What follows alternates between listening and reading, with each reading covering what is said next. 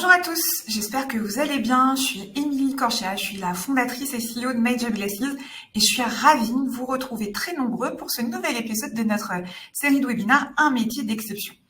Alors avant de rentrer dans le détail de la session du jour, je voudrais juste vous inviter à utiliser l'onglet chat en bas à droite pour me dire que vous m'entendez et me dire bonjour. Bonjour Bastien, super. Bonjour Noël, bonjour Jérôme, bonjour Flora, bonjour Noah, bonjour Philippe, bonjour Jade, Clémence, Laurence, Mona, Marie, Anne-Christine, Inès, Sophie, Jean-Baptiste, Tiffany, waouh, vous êtes trop nombreux, Coralie, Jérôme, Issa. Eh bien, ça fait plaisir. Je vois qu'on a plein de femmes en plus. Ludmilla, Fabrice, Théo. Mais c'est génial.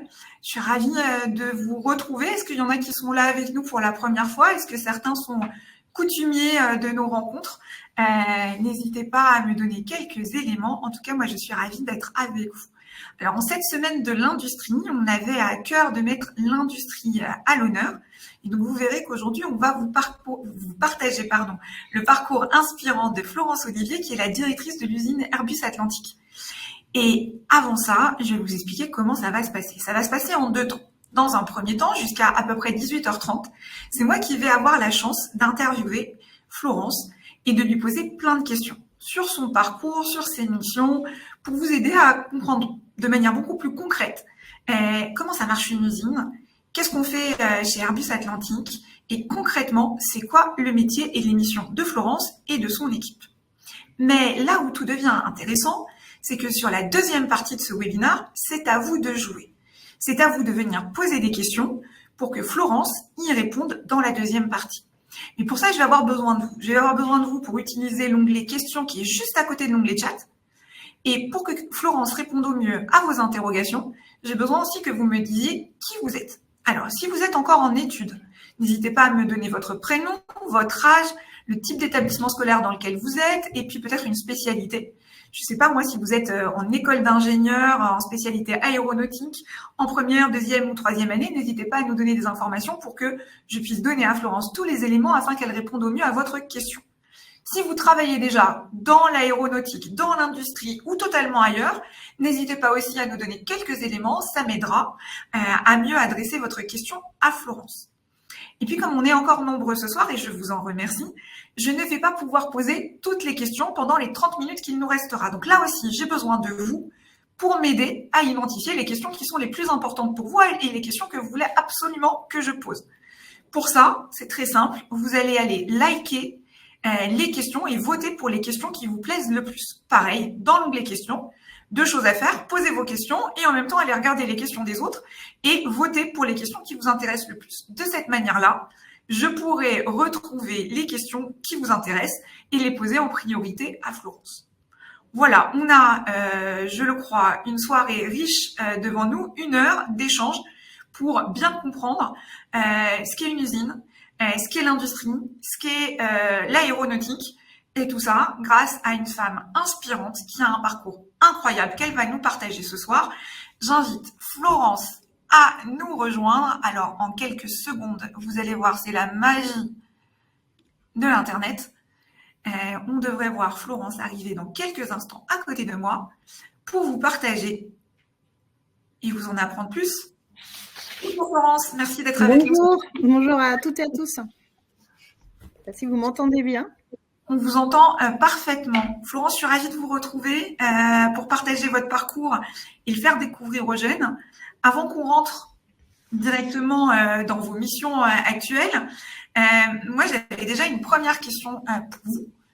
Est-ce que c'était un rêve de petite fille de vous lancer et d'être un jour directrice de l'usine Airbus Atlantique? Est-ce que quand vous étiez petite, vous connaissiez l'industrie, vous connaissiez les usines et vous disiez un jour, ce sera pour moi? En toute honnêteté, pas du tout. Pas du tout. Moi, quand j'étais vraiment petite fille, je voulais être avocate. Donc, voilà, on est dans un milieu complètement différent. Alors, petite fille, c'était CP primaire. Voilà, donc ça n'a pas été une évidence, ce métier. Je l'ai abordé à travers, je dirais plus des envies. Alors, au fur et à mesure de ma progression, je dirais de manière assez linéaire, en me laissant un peu porter. Voilà, les études marchaient plutôt bien, arrivé au collège-lycée, donc naturellement aller vers des maths, de la physique. Et donc un profil d'ingénieur qui s'est un petit peu pas imposé à moi, mais qui a découlé de manière très simple. Et puis très très vite, oui, il faut reconnaître qu'une nature a aimé travailler en équipe, être en équipe, être un petit peu la chef de la bande des copines. Donc ça m'a amené à m'intéresser au métier technique d'ingénieur. Et quand Airbus m'a sollicité, le recruteur de l'époque a eu cette clairvoyance que je n'avais sans doute pas à l'époque de me dire, en fait, c'est sur un métier de manager qu'on va vous positionner. Et moi, je n'étais pas forcément dans cette optique-là, je n'avais pas cette conscience encore. Mais il a eu raison. Il a eu raison, on va le démontrer tout à l'heure. Donc si je reviens à votre lycée, vous êtes plutôt scientifique, vous faites un bac scientifique, alors c'est plus tout à fait la même manière de dire aujourd'hui, mais je suis sûre que les jeunes qui nous écoutent comprendront, et vous partez en classe prépa. Tout à fait. Qui va vous amener sur une école d'ingénieur. Est-ce que cette école d'ingénieur avait une spécialité ? Oui, alors je suis passée en classe prépa, école d'ingénieur, avec une spécialité que j'ai choisie en dernière année, qui est l'option soudage. Donc en fait, je suis sortie ingénieur matériaux spécialiste en soudage, ce qu'on appelle communément un ingénieur soudeur. Alors, ingénieur soudeur, extrêmement intéressant. Est-ce que c'est un domaine où il y avait beaucoup de filles avec vous ? Est-ce que beaucoup de filles sont ingénieurs soudeurs ? Est-ce que c'est pas forcément là où on les attend le plus ? Et qu'est-ce que vous pouvez nous en dire justement pour peut-être inspirer des jeunes filles qui sont en train de faire des choix et qui se posent cette question ? Non, il n'y avait pas beaucoup de jeunes filles qui choisissaient l'option soudage à mon époque. Alors, en école d'ingénieur matériaux, il y avait quand même une représentativité féminine. On va dire que les matériaux étaient quand même un domaine que choisissaient les jeunes filles. Évidemment, l'option soudage, qui est une option vraiment industrielle, très pragmatique, avait un petit peu moins la cote. Nous étions, pour répondre précisément à votre question, nous étions 2 dans l'option soudage en 97-98, donc très peu. Moi, ça a été une évidence parce qu'après 2 ans de classe prépa, peut-être qu'il y a des étudiants qui vont s'y reconnaître. J'avais fait un petit peu les limites du conceptuel que mon cerveau pouvait accepter et digérer. Donc, clairement, je n'étais pas une conceptuelle. J'avais besoin de retrouver un domaine pratique, du concret, du livrable, d'où les matériaux. Et quand on travaille dans les matériaux, on peut aller en laboratoire, non plus. Donc, j'avais besoin de toucher, de palper, de transformer, de livrer. Donc, l'option soudage, en fait, elle m'apportait dans mon école ce domaine de concret, ce domaine d'usine, en fait, d'opérationnel, tout simplement. Vous m'avez dit quand on a préparé que vous avez fait un stage chez Airbus et que ça a été le premier liant à l'entreprise. Et à l'issue de vos stages, vous avez fait un job ailleurs et puis après vous êtes revenu chez Airbus et vous y avez passé toute votre carrière jusqu'à maintenant. Ça fait combien de temps que vous êtes dans l'entreprise ? Je suis entrée dans l'entreprise en 2000. Voilà, donc ça ne nous rajeunit pas. J'ai commencé en 98, j'ai eu mon diplôme d'ingénieur, donc ça fait 26 ans. Samedi, j'étais la marraine de la promo de Polytech Nantes, donc je me suis pris une première claque que ça faisait 26 ans. La deuxième claque, et je pense que vous êtes certainement un grand nombre, à ne pas être né quand j'ai reçu mon diplôme d'ingénieur. Donc, je me prends en fait un miroir assez négatif depuis samedi. Non, je plaisante. Oui, donc j'ai commencé chez un équipementier automobile. C'était quand même la voie royale.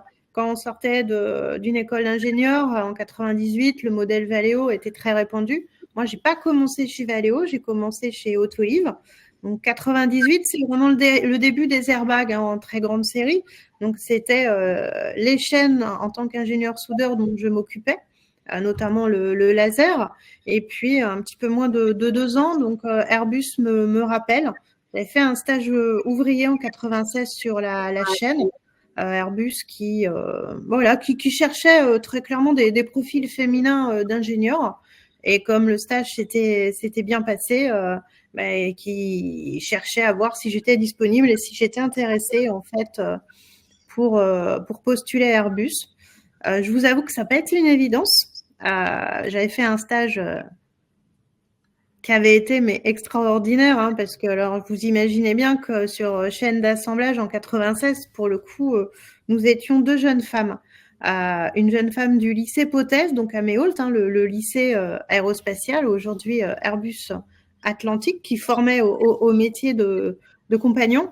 Puis moi, qui arrivais d'un parcours scientifique pas forcément très manuel, hein, reconnaissons-le. Et voilà, je me suis retrouvée pendant un mois et demi sur chaîne. Juste pour la petite histoire, on se partageait un vestiaire dans une pièce qui n'était absolument pas prévue pour ça, puisqu'il n'y avait pas vraiment de vestiaire féminin encore.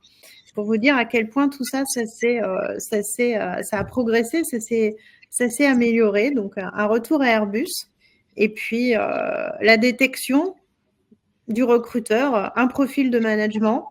Donc, un premier poste en tant que responsable de ligne, mais qui arrive après un parcours formant que l'entreprise décide de me fournir, un très gros investissement de leur part, du mien également. Donc, j'ai 2 mois de formation avec les nouveaux arrivants, pour être compagnon sur chaîne, et je vais y passer plusieurs mois en structure, en système, en élec. Donc, je vis la vie d'un opérateur, et j'en serai éternellement reconnaissante, parce que ça nourrit une connaissance du terrain, des besoins, de ce que signifie être un compagnon, de la difficulté à prendre la décision de percer sur avion.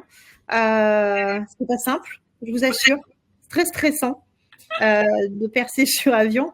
Et puis cette compréhension qu'entre un savoir académique, donc mon cerveau était plutôt bien conçu pour apprendre, hein, et puis le savoir manuel, il n'y a pas une intelligence plus haute que l'autre. C'est des intelligences différentes qui doivent se concilier. Et ça, c'est extrêmement intéressant parce que vous rejoignez donc Airbus.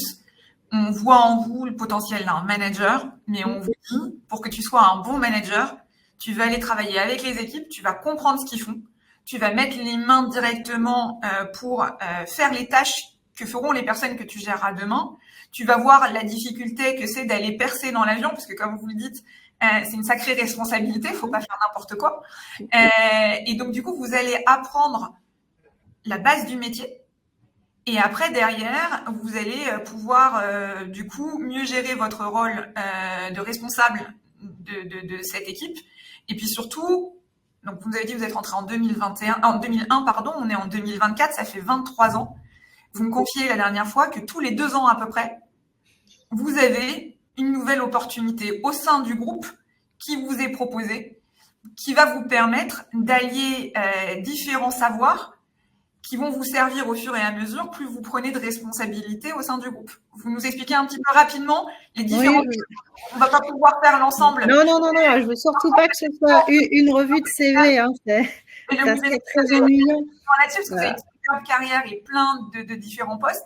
Mais concrètement, tous les 2 ans, un nouveau métier qui rajoute quelque chose à votre connaissance et qui vous permet aujourd'hui d'être au poste où vous êtes. Oui, exactement. Voilà, j'ai eu cette formidable chance d'avoir ce parcours formant, on vient d'en parler, pour comprendre et mieux manager. Donc, mon premier poste a été un poste de responsable de ligne. Donc, un poste de responsable de ligne, c'est un poste d'encadrement d'une équipe de production. Donc, j'étais sur le 320. Et après, j'ai eu une deuxième chance d'avoir pu évoluer de manière très large et de manière très variée au sein du groupe, donc avec une alternance de poste de production, un poste de fonction Un poste de nouveau en production, donc enrichi de la connaissance de la fonction. Ça a été quand même extrêmement... c'était quasi systématiquement cette alternance-là, avec des métiers de fonction très différents. Mon premier poste de fonction, ça a été responsable qualité du programme 320 à Airbus Atlantique Montoir de Bretagne. Après, de nouveau, un passage en production et puis un poste de manufacturing engineering, comme on l'appelle. Donc là, c'est un poste technique d'industrialisation de planning. Et sur la partie assemblage qui est Montoir, et puis sur la partie de fabrication de pièces élémentaires qui est aussi mon usine actuelle. Poste également de responsable directeur de supply chain, puis retour en production. Et le poste précédent, ce poste de direction d'usine, c'est le poste de directrice qualité de la Préfal de Montoir de Bretagne, donc un gros poste. Une alternance aussi avec des postes très centrés usine, donc très local, hein, très tournés jeu libre, et puis des postes de fonction très ouverts, internationaux pour la plupart d'entre eux. Donc oui, on est dans l'usine, mais on fait partie d'une équipe où on va retrouver des nationalités qui sont des nationalités allemandes, anglaises, espagnoles ou bien d'autres. Donc une grande ouverture sur un écosystème extérieur à une usine. Par contre, c'est un choix. Alors, je ne sais pas si par contre, c'est le bon terme. Moi, j'ai systématiquement fait le choix d'avoir un pied dans une usine. Même si j'avais des fonctions connexes, des fonctions éloignées de la production, j'ai toujours eu besoin d'avoir un pied dans le concret. Voilà. Et ça, c'est ce qui me convient, c'est un choix personnel. Si on vient à votre poste d'aujourd'hui et avant d'entrer dans les détails de votre métier, moi j'ai envie de faire le petit, pas quart d'heure, mais les 5 minutes clichés. Parce que la plupart des jeunes qui sont avec nous, et des moins jeunes d'ailleurs qui participent, n'ont sans doute jamais mis les pieds dans une usine. Alors moi, j'aimerais bien qu'on profite de votre présence, vous qui avez une sacrée expérience du sujet, pour aller un peu dans les clichés et savoir si ces clichés ont la peau dure ou pas. Premier cliché, l'industrie, c'est Zola. C'est Zola, oui. Chez vous ? Bon, bien sûr. C'est Zola, vous franchirez les grilles de l'usine. Voilà, je pense qu'on est noir dessus. On porte les pièces sur les épaules. On est en débardeur blanc. Non, pas du tout. Mais c'est vrai que je pense que c'est ce qu'une majorité de Français, de jeunes et de moins jeunes, ont en tête, en fait. C'est dans l'imaginaire collectif, je pense que c'est toujours ça tant qu'on n'a pas franchi les portes d'une usine. Il y a autant d'usines que d'activités. Et au sein d'Airbus Atlantique, il y a plein de différentes usines. Ce que je peux vous dire, c'est que non, on est, heureusement pour nous, on est loin de ce modèle. Il y a eu énormément d'investissements, d'améliorations sur les manières de fabriquer, sur les moyens de production, sur les organisations. Et puis, dans une usine, il y a évidemment, il y a les postes productifs, hein, auxquels, naturellement, on pense, les postes d'opérateurs. Moi, j'insiste sur le terme compagnon. Il y a l'environnement de production. Il y a aussi les métiers techniques auxquels vous pensez certainement, donc les techniciens d'industrialisation, un bureau d'études. Comme on est dans l'aéronautique, c'est extrêmement complexe, il y a des responsables programmes. Mais il y a aussi beaucoup d'autres métiers qui sont indispensables, qui sont plus connexes, comme la communication, les ressources humaines, la qualité, les responsables supply chain, la finance. Là, on est sur des métiers plus administratifs. Et c'est cet ensemble qui cohabite, qu'on doit coordonner, un peu comme un chef d'orchestre, pour que le livrable soit beau, soit harmonieux et soit à l'heure pour tenir nos objectifs. Donc, l'usine n'est plus le modèle des temps modernes de Chaplin ou de Zola. Pas du tout.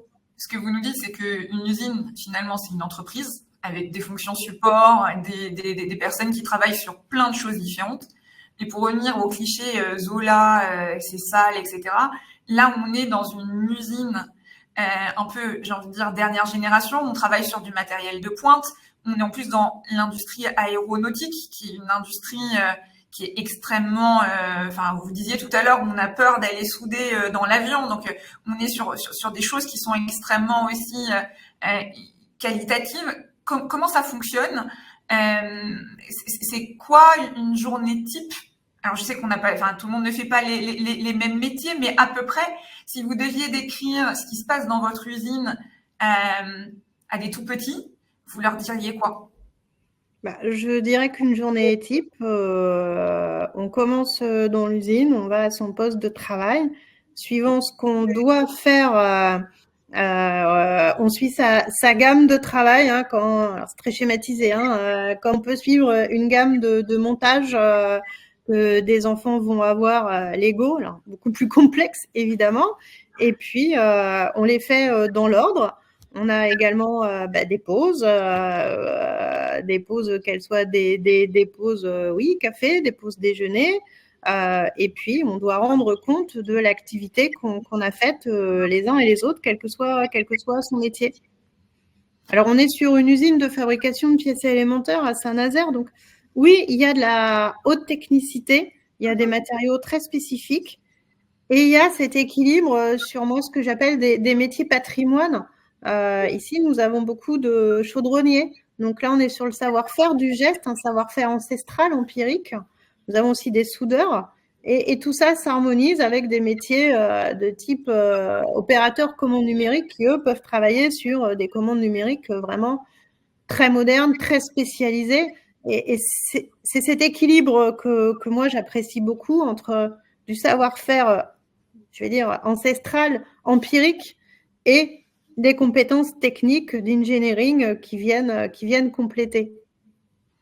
Un autre cliché, vous avez démontré que c'est pas le cas, mais l'usine, c'est pas un métier pour les femmes. Non, mais non.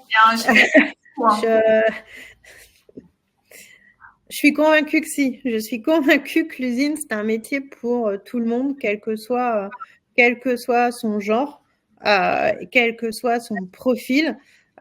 J'ai parlé des métiers tout à l'heure. Moi, je vous mets au défi de trouver un autre endroit où on a besoin d'autant de profils différents, de métiers différents et de compétences différentes.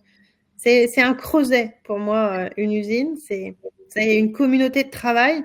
Et ça devient une communauté de vie, en fait. On travaille ensemble plusieurs heures par jour. On a cette nécessité de bien s'entendre. Alors, c'est pas tous les jours vrai. C'est pas un monde parfait. Moi, je dis, c'est pas les bisounours, une usine. Il y a des conflits. Oui, c'est vrai. Il y a de la confrontation, sûrement. Mais on vit bien, on fonctionne bien, et une femme a tout à fait sa place. Je vois pas de compétences qui nécessiteraient d'être genrées. Après, soyons réalistes. Certainement que dans le passé, si on revient à Zola, il y avait du travail de force, du travail physique. C'est ce sur quoi on travaille. Vous dire qu'il n'y en a plus du tout, non, ça serait vous mentir. Ceci étant, les conditions de travail se sont nettement améliorées. On travaille aussi toujours pour les améliorer. On va chercher l'ergonomie. Pour que justement nos métiers soient accessibles aux femmes, et puis je dirais de manière plus large à une diversité et de plus en plus inclusif. Un autre cliché, je ne sais pas moi si j'avais ce cliché, mais en tout cas, j'avais pas la réponse dans l'autre sens. Donc je ne sais pas si c'est un cliché, mais moi j'ai été impressionnée de découvrir finalement à quel point l'industrie paye bien et permet de grandir par rapport à d'autres secteurs. C'est quelque chose qu'on ne sait pas forcément, mais en fait, les salaires dans l'industrie sont des bons salaires. Et il y a énormément d'opportunités de se développer. Vous en êtes la preuve, mais même pour plein de personnes, en fait. Alors, je voudrais pas faire une généralité sur des données que moi, je ne maîtrise pas, qui sont les salaires de l'industrie au général ou d'autres domaines. Ce que je peux certifier, et mon parcours n'est pas un parcours extraordinaire. C'est ça que je voudrais dire. J'ai un parcours ordinaire que des centaines de personnes au sein du groupe Airbus et certainement dans l'industrie au global. Donc, il y a matière, il y a des possibilités, il y a des voies de développement. Et c'est la grande force de l'industrie de pouvoir proposer ces changements de parcours, en fait. On peut être un ingénieur matériaux, venir avec, comme moi, un diplôme. Et les premières années, on sait à quel point on s'accroche à notre diplôme parce que, je veux dire, c'est quelque part l'élément le plus vendable. Hein, c'est ce qu'on a à vendre quand on arrive dans le milieu industriel. Mais quelques années après, c'est pas le plus important, en fait. C'est ce qu'on a démontré faire, mais c'est surtout ce qu'on a démontré être. Et pour peu qu'on reste curieux, avec une envie de se développer, une capacité à dire « Ok, j'essaye, j'y vais, je tente », on peut prendre des postes qui n'ont plus rien à voir avec notre métier d'origine et assez rapidement. Le métier de manager, il s'apprend. Moi, j'ai pas vu de diplôme de métier de manager. Il y en a pas. Donc, voilà. Donc, c'est quelque chose qu'on se découvre avant, peut-être à travers des vies associatives, qu'on se découvre pendant la vie professionnelle.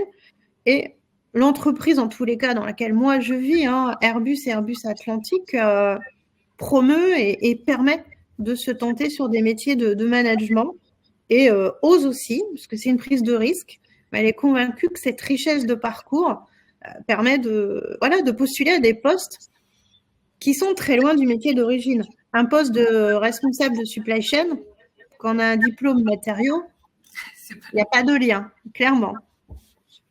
Et peut-être pour terminer, il n'y a pas que des ingénieurs. Non, heureusement. Et donc, du coup, vous recrutez un très grand nombre de métiers et de diplômes différents, du CAP au BTS, à l'école d'ingénieur, mais c'est assez large parce que pour que l'usine fonctionne, il faut à la fois des ouvriers, des techniciens, des cadres, enfin, c'est pas quelque chose qui est réservé parce que des fois, à défaut, l'industrie aéronautique en plus, on a l'impression que c'est pas accessible à tous et que si on n'a pas des diplômes hyper hauts, c'est pas la peine d'envoyer son CV. Vous nous confirmez que c'est faux? Je vous confirme que c'est complètement faux. L'industrie aéronautique a peut-être cette image d'être une industrie très orientée ingénieur. C'est vrai que le produit en lui-même est très complexe et nécessite effectivement des armées d'ingénieurs pour le concevoir. Après, pour le fabriquer, oui, il faut certains ingénieurs, mais heureusement, il ne faut pas que des ingénieurs. Et c'est ce que j'expliquais aussi. Moi, je trouve que trop d'ingénieurs n'est pas source, forcément, n'est pas une solution. Vous l'avez dit, on recrute des bacs pro, on recrute des CAP, on forme aussi. J'insiste là-dessus. On a des capacités avec des organismes extérieurs à former des gens qui n'ont pas de diplôme orientés industrie opérationnelle ou technique. Et de plus en plus, d'ailleurs, ce sont des personnes qui ont une expérience de vie très variée, très différente, qui décident de nous rejoindre et qu'on va former soit en interne, enfin dans tous les cas en interne, mais pour certaines d'entre elles, soit avec un passage dans des organismes dédiés. On a cette culture de l'apprentissage in situ, de la transmission. Et puis, un RH n'a pas un diplôme d'ingénieur, a d'autres diplômes. On a aussi des juristes. Nos responsables de com n'ont pas besoin d'un diplôme d'ingénieur, loin s'en faut. De même que les personnes qui travaillent dans le procurement ont bien souvent soit des diplômes commerciaux de BTS à plus ou moins. Moi, j'ai des exemples de parcours de personnes qui ont cette évolution de compagnon à responsable de ligne. Alors, on dit responsable de ligne ou responsable d'entité opérationnelle aujourd'hui et qui vont se développer à travers nos filières internes. Et je dirais même c'est souhaitable. C'est très souhaitable. Dernière petite question avant de passer aux questions des jeunes, parce que l'heure passe et j'aimerais bien en poser davantage. Donc, n'hésitez pas à poser vos questions, à les voter. Il vous reste quelques minutes. Florence, si on revient à votre poste actuel, parce qu'on n'en a pas parlé et quand même c'est important, est-ce que vous pouvez nous dire en quelques mots, 1, combien de personnes travaillent dans votre usine? 2, qu'est-ce qu'on fait dans votre usine? Et 3, c'est quoi vos responsabilités à vous et c'est quoi finalement être directrice de l'usine Airbus Atlantique? Vaste question.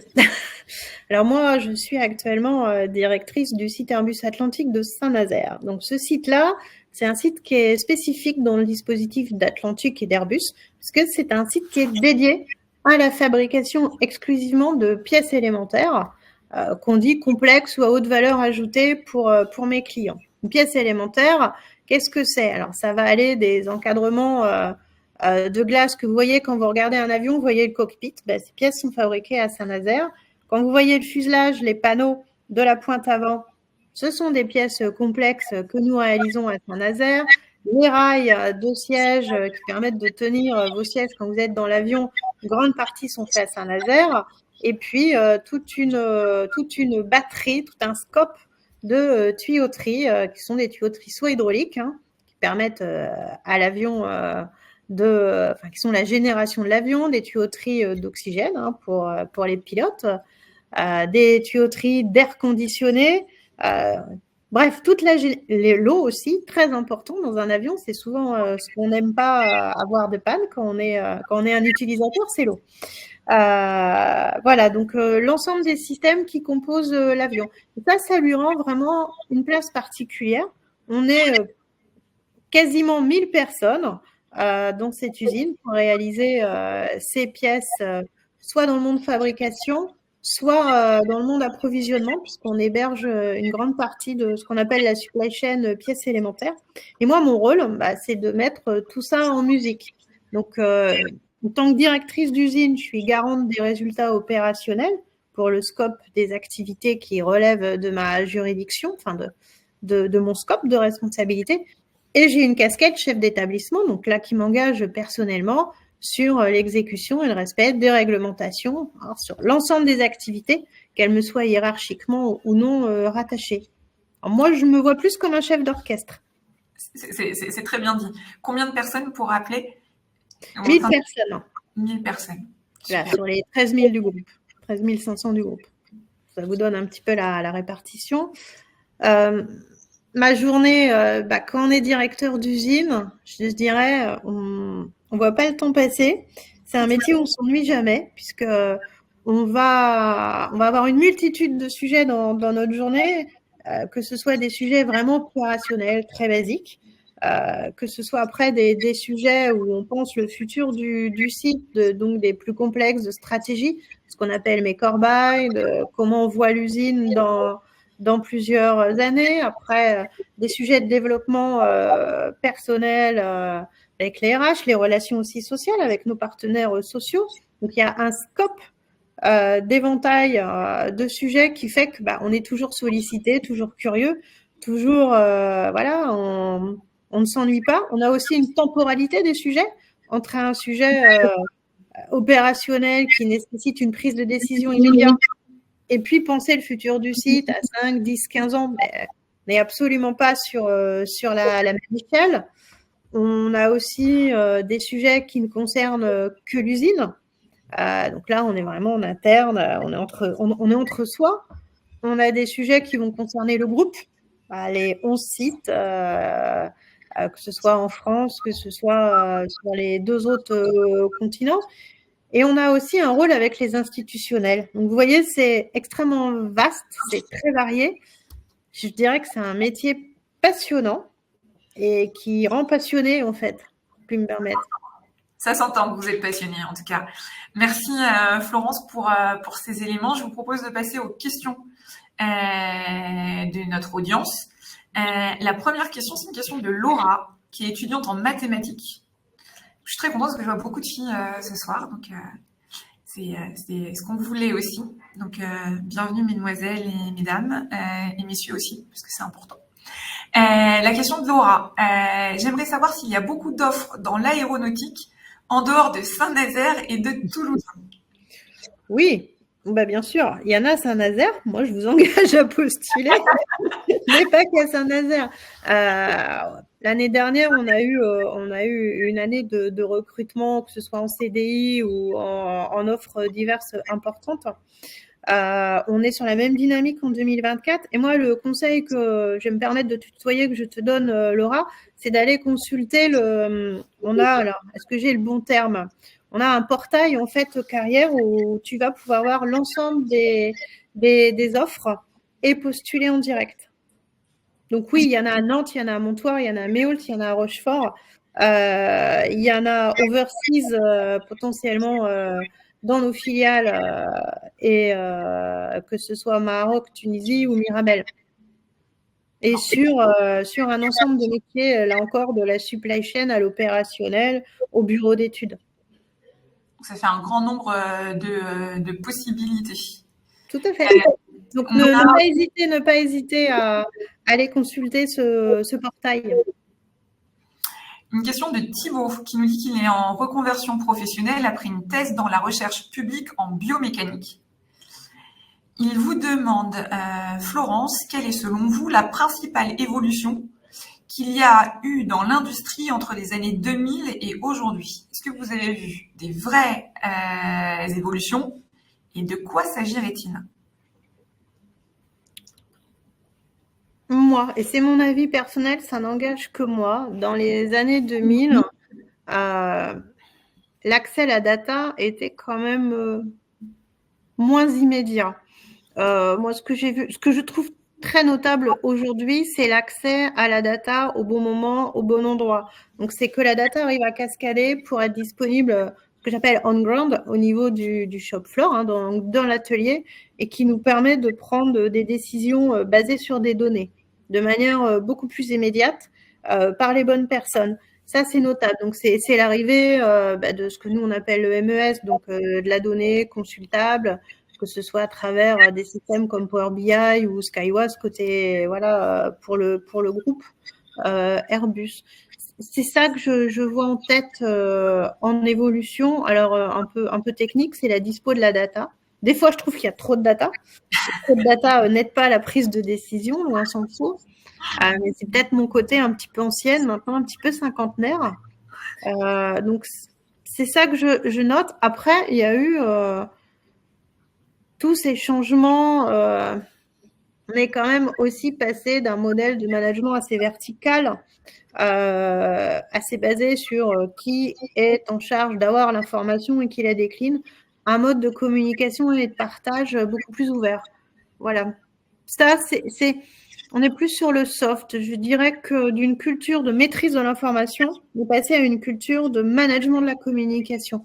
Et donc, ça transparaît dans les modèles organisationnels qui sont beaucoup moins verticaux, par silo. On est passé sur des modèles beaucoup plus matriciels, avec des liens hiérarchiques, mais des liens métiers, et puis des liens opérationnels.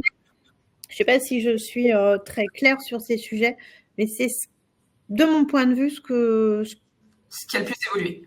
Oui, en tous les cas, moi, c'est ma vision. Au-delà des technicités, des améliorations techniques, c'est ça que je note de plus différenciant. Merci Florence. Une question d'Audrey qui se demandait si vous avez des conseils à donner à une jeune femme qui aimerait se lancer dans une carrière industrielle ou technique. Osez. Ouvrez la porte, osez ouvrir la porte d'une usine et testez-nous. Testez-nous et vous allez voir si ça vous convient. Je voudrais pas trop parler en fait de moi. Mais c'est une question qu'on me pose beaucoup. Est-ce que j'ai ressenti le fait d'être une femme? Est-ce que ça m'a un peu bridée ou pas? Alors du coup, je me suis un petit peu interrogée pourquoi j'avais jamais ressenti ça, quoi. Il y a peut-être un truc j'ai peut-être fait une erreur et c'est peut-être pas une chance en fait de pas l'avoir ressenti. Hein, et je suis honnête. Moi, j'ai pas eu une éducation genrée dans les années 70 où bon, c'était pas tellement à la mode de parler de genre. Donc j'ai eu cette chance. Peut-être que d'être enfant unique, on m'a pas opposé garçon à un frère ou ce genre de choses. Donc, j'ai jamais entendu tu peux pas faire ça parce que tu es une fille ou c'est réservé aux garçons. Et je me dis que ça m'a mis une espèce de candeur naturelle. J'avais pas le prisme ou cette sensibilité-là sur ces questions.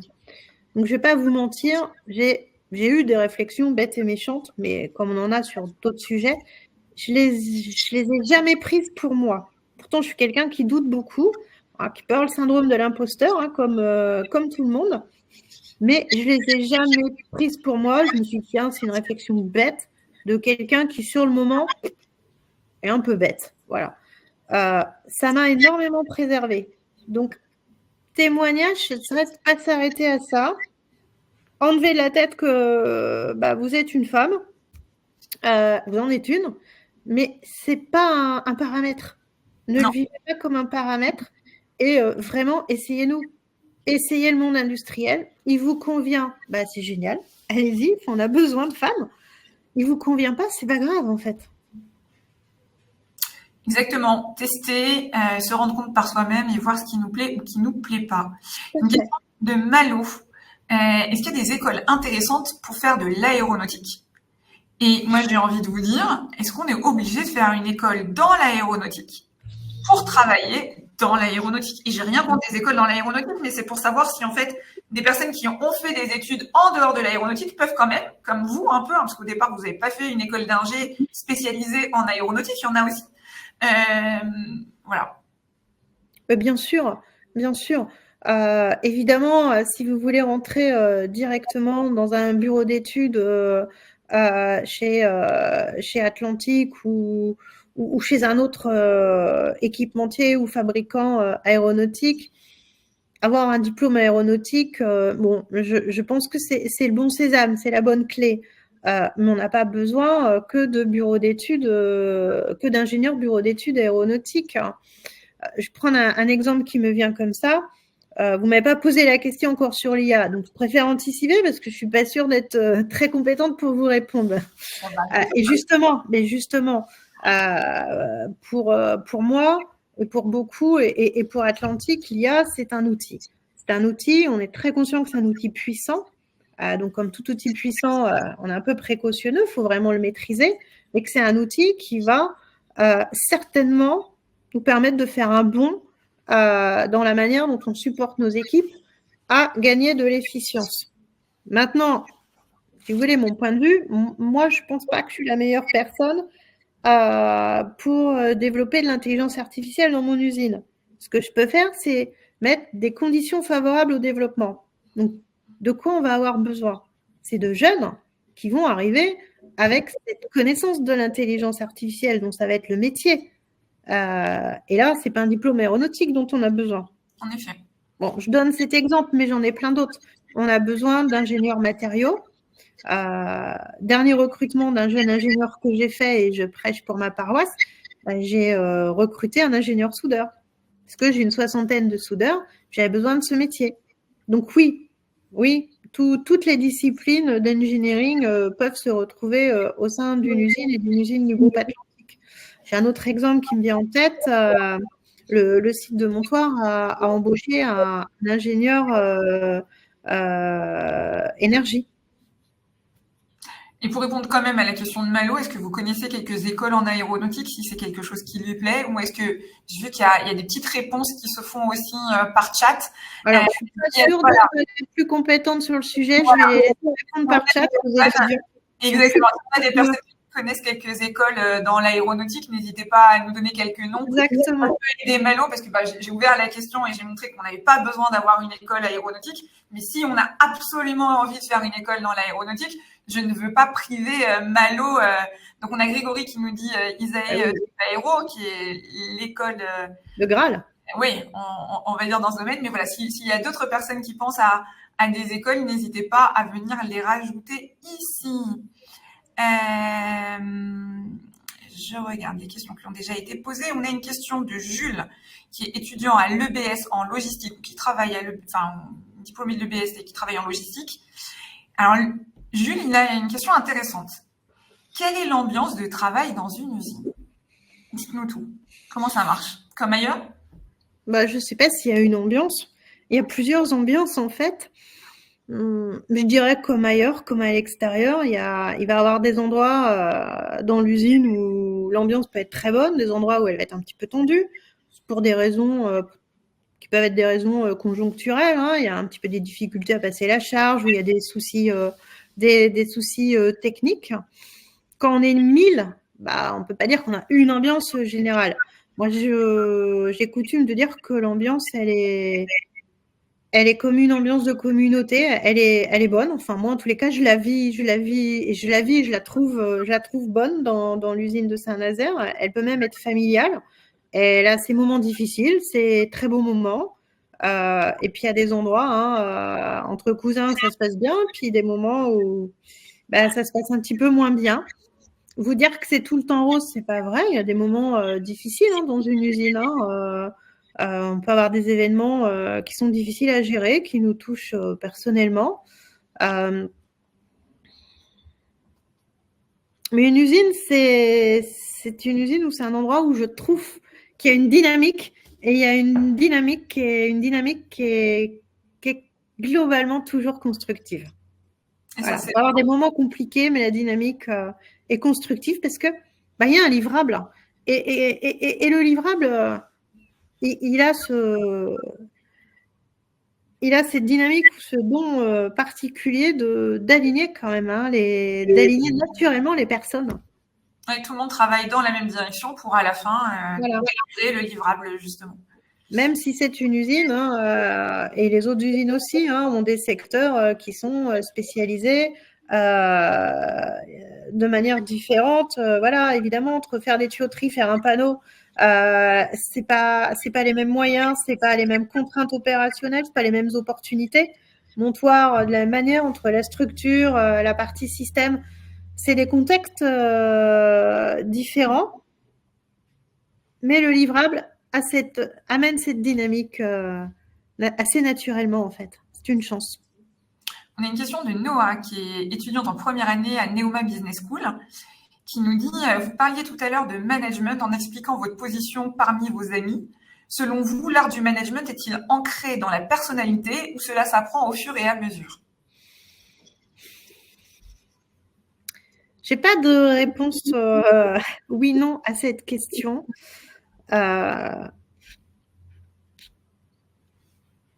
Je vais vous dire ce que je dis en toute simplicité aux quelques personnes qui des fois m'appellent en interne et qui me disent: est-ce que tu penses que tu peux prendre un poste de management? J'ai cette question que je leur envoie. Est-ce que alors c'est très atelier, mais on peut le tourner autrement. Est-ce que quand vous travaillez en équipe, est-ce que ça vous donne de l'énergie ou est-ce que ça vous en demande, en fait? Et ça, c'est une réponse très personnelle. Il n'y en a pas de bonne, il n'y en a pas de mauvaise. Ça dépend évidemment du profil de la personne. Mais pour moi, elle est essentielle parce que lorsqu'on choisit un métier et que ce métier, qui soit notamment dans le management, va nous prendre de l'énergie, je vous assure que ça va être un petit peu compliqué. Oui, il y a des outils et par expérience, on va acquérir des tactiques, on va acquérir une boîte à outils, mais ça reste un outil et une tactique. Il faut avoir une envie. Ça, c'est fondamental. Il faut avoir cette envie de travailler en équipe, d'aimer travailler en équipe, d'aimer être au sein d'un groupe. Il faut avoir cette envie, quand on est manager, de prendre en charge. Donc, parce que ça nous donne de l'énergie de prendre en charge. On ne sait pas faire autrement. On n'aime pas être celui qui ne prend pas en charge. Voilà, alors, je suis peut-être pas très claire, mais pour moi, la question fondamentale, c'est voilà, est-ce que quand vous êtes en groupe, que vous travaillez en groupe, que c'est une ressource ou c'est une contrainte? Est-ce que vous prenez naturellement, parce que sinon ça vous est insupportable de voir un petit peu les discussions, vous prenez en charge ou pas? Voilà. Parce qu'une énergie basse, je vous assure, dans la vie de tous les jours, à être une énergie basse, parce que ça nous prend de l'énergie, ça peut devenir très compliqué. Et après, oui, il y a des boîtes à outils, oui, il y a des automatismes qui vont venir et vous allez endorser plus facilement le costume sur des postes de plus en plus grands. Ça, oui, effectivement. On a une question de Grégory. Quelles sont les qualités nécessaires pour travailler chez Airbus? Vous recherchez quoi dans les 1000 personnes qui travaillent à vos côtés? L'envie. Je dirais l'envie. Un savoir-être.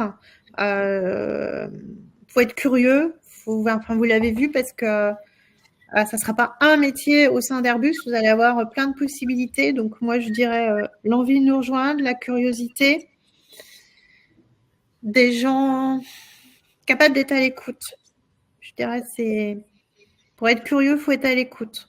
Moi, c'est ce que je recherche en premier lieu, c'est cette capacité d'être à l'écoute, de se mettre à la place des autres. On est une industrie qui est une industrie complexe, donc très complexe. Donc, il y a une somme de problématiques, il faut les comprendre, il faut se mettre à la place des gens.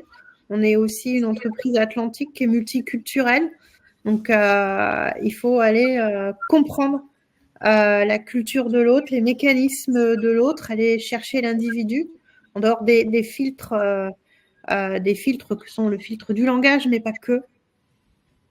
Oui. Super. L'envie et l'écoute, c'est ce que je mettrais dans les deux. Premier.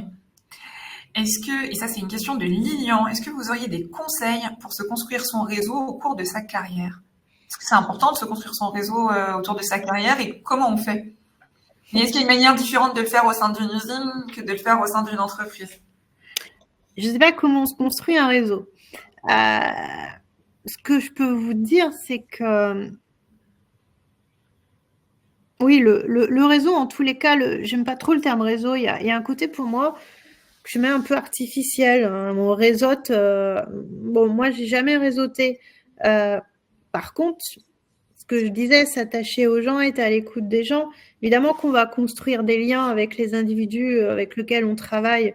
Il y a des liens qui vont être très forts, qui vont durer toute la vie professionnelle. Il y en a qui vont moins se faire. Voilà, on a moins d'affinités, on va perdre les gens et on va les retrouver. On va se reconnecter.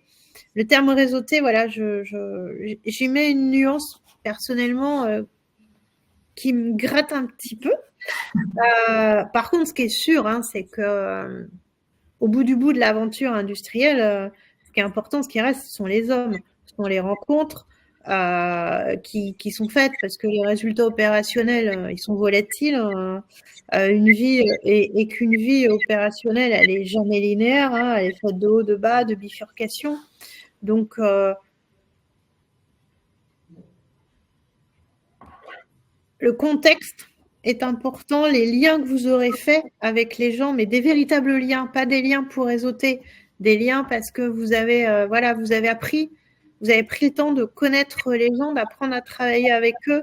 Oui, je vous engage à le faire, mais pas pour en avoir, pas pour réseauter, parce que c'est comme ça qu'on travaille. Et dans une usine, pour moi, c'est comme ça qu'on travaille, c'est là où on trouve du plaisir, c'est en se connectant aux gens. C'est l'humain.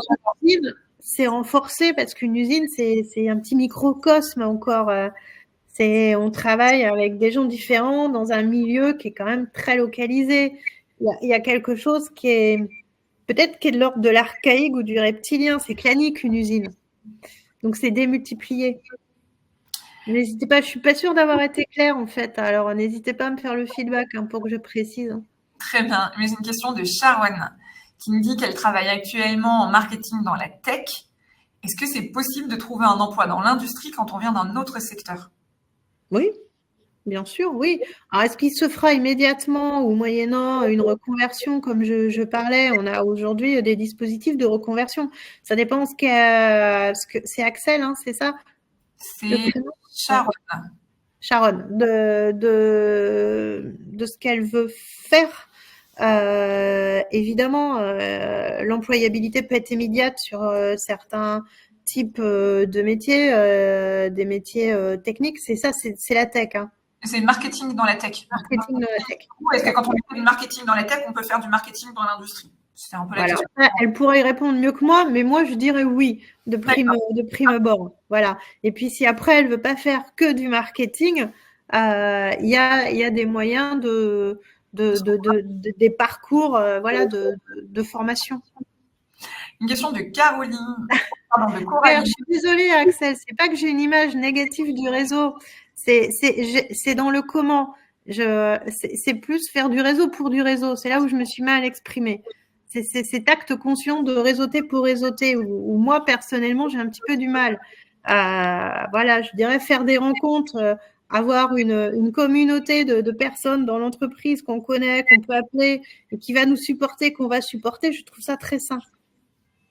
Merci pour cette la notion de vrai contact pour moi qui est important et que j'ai peut-être mal expliqué. Merci pour cette précision. Une question de Coralie, qui est étudiante en 3e année de licence mécanique à l'Université Bretagne Sud-Lorient. La question de Coralie, est-ce qu'il faut privilégier un parcours en alternance ou en continu pour devenir ingénieur aéronautique? Vous accueillez des alternants et vous faites de plus en plus de place aux alternants aussi pour leur permettre de voir ce que c'est aussi que de travailler à vos côtés et peut-être de générer des vocations? On fait les deux. Je pense qu'il n'y en a pas un mieux que l'autre. Moi, j'aime de plus en plus, et là je parle pour moi, cette notion d'alternance, parce que je trouve qu'elle a le mérite de, en même temps qu'on acquiert des compétences, somme toute théoriques, de voir la réalité du terrain. Et quand je parlais d'aller coupler le savoir théorique avec le savoir empirique qu'on voit, qui sont les usages, l'apprentissage et transmission des métiers, c'est de mon point de vue avec l'expérience qui est le plus puissant. Donc, je serais assez dire, mais pas forcément vers l'aéronautique, quand on peut faire de l'alternance aujourd'hui, oui, de le faire. Et je vois à travers des témoignages de formation d'alternants où je vois une maturité différente parce qu'il y a cette connaissance du milieu professionnel. Et je vais prendre une question d'Emilia qui est en anglais et que je vais traduire. Elle nous demande quelles sont les nouvelles technologies qui sont utilisées chez Airbus Atlantique qui pourraient donner envie aux nouvelles générations de venir travailler chez vous. Est-ce que vous utilisez des nouvelles technologies? Vous avez parlé d'IA tout à l'heure.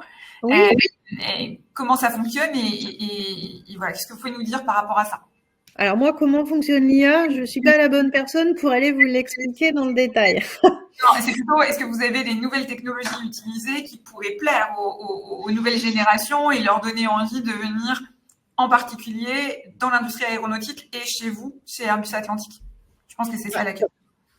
Airbus Atlantique travaille avec Airbus sur les avions du futur. Donc, je ne sais pas si vous connaissez le zéro émission, ce qui est un game changer. Notre CEO d'Airbus Group en a parlé sur plusieurs plateaux. Donc, on est en train de travailler sur des possibilités d'avions hydrogène. Et au sein d'Atlantique, on y contribue sur le réservoir. Il y a des très très gros enjeux technologiques sur ces sujets. Travailler aussi sur des métiers pour décarboner notre industrie. Je parlais de l'énergie manager. Ce sont des métiers, ce sont des études, des postes dont on va avoir de plus en plus besoin. Donc il y a tout le travail sur les avions du futur. Il y a le travail sur comment on transforme notre industrie pour qu'elle soit de plus en plus décarbonée.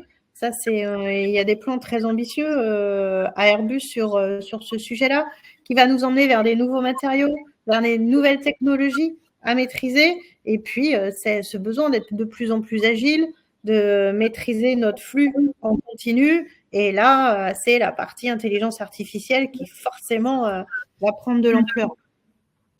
Merci infiniment, Florence. Si je devais résumer notre échange d'1 heure en quelques mots, qu'est-ce que j'ai retenu? J'ai retenu que finalement, homme ou femme, il y a de la place pour tout le monde chez Airbus. Et quand on est une fille, on ne doit pas se limiter. Il faut y aller, il faut oser. Et qu'on soit un homme ou une femme, encore une fois, il faut venir tester.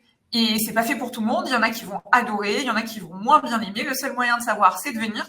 Et ça tombe bien parce que dans le cadre de la réindustrialisation du pays et des enjeux autour de l'industrie aéronautique et spatiale, il y a énormément d'opportunités, que ce soit en alternance ou que ce soit sur des vrais emplois.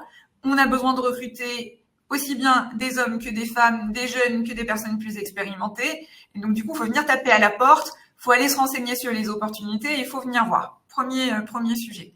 Deuxième sujet que j'ai retenu, c'est que l'usine, c'est plus au là, et c'est un espèce de microcosme, vous avez dit, où on se connaît, voilà, une communauté où on va tous avoir un but en commun, qui est de livrer le produit sur lequel on travaille.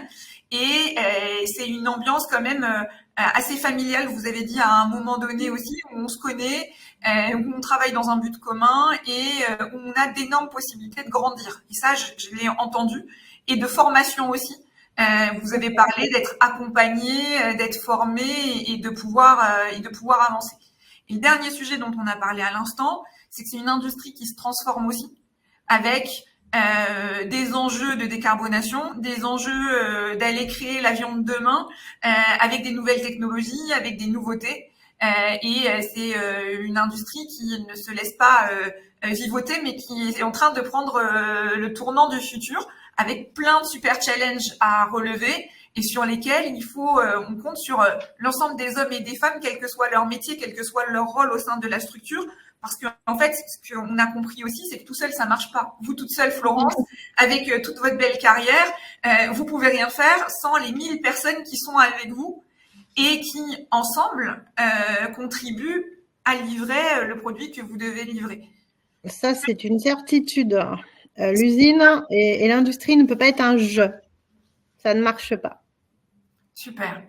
Je m'excuse parce que j'ai pas pu prendre toutes les questions. La bonne nouvelle, c'est que on a plein de collaborateurs d'Airbus Atlantique, d'Airbus, de l'industrie aéronautique et spatiale qui sont présents sur My Job Glasses pour continuer les échanges avec vous. J'ai vu plein de questions sur mais c'est quoi les métiers? Est-ce qu'il y a des data scientists? Est-ce que vous en avez besoin, etc.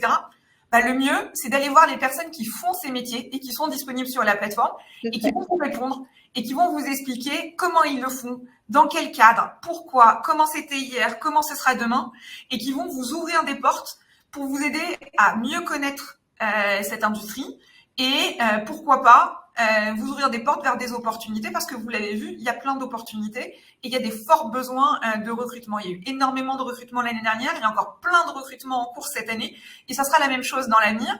Donc, on a besoin, de mieux faire connaître l'industrie aéronautique et spatiale à tous parce que potentiellement, il y a une place pour vous là-bas et donc, du coup, c'est important de sortir des clichés et d'aller voir de vos propres yeux. Et puis, comme l'a dit Florence, qu'est-ce que ça coûte? Osez. Venez taper à la porte. Venez poser des questions, venez peut-être faire des stages, des alternances ou des emplois. En tout cas, testez-les. Vous avez dit, Florence, testez-nous. Donc, moi, j'encourage tout le monde à venir vous tester et aller voir de l'intérieur ce que c'est. Comme ça, vous pourrez à votre tour aussi porter la parole et expliquer au plus grand nombre. Parce que la réindustrialisation du pays, c'est 1 million d'emplois dans les prochaines années. Et tout seul, on n'y arrivera pas. Donc, on a besoin de toutes les bonnes volontés.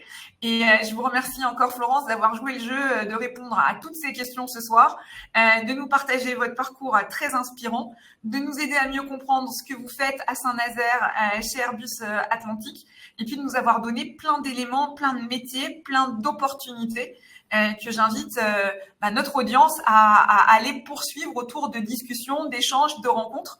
Et merci. Et j'espère que dans quelques années, on refera encore quelque chose comme ça. On se dira moins que c'est waouh d'avoir une femme.